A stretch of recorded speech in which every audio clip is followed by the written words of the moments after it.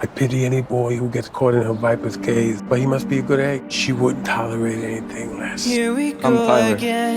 Wednesday. I'm not friend material, let alone more than friend material.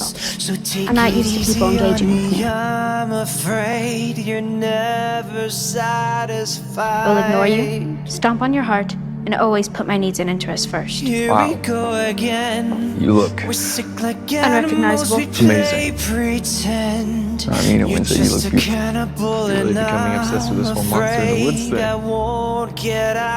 Of course, the first boy I kissed would turn out to be a psychotic, serial-killing monster. No, I won't sleep tonight.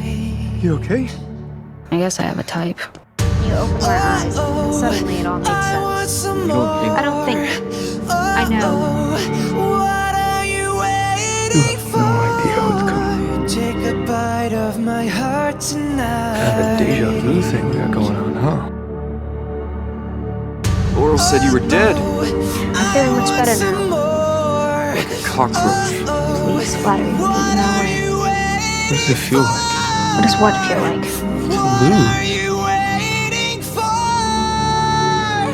This will not end well for you. My heart tonight.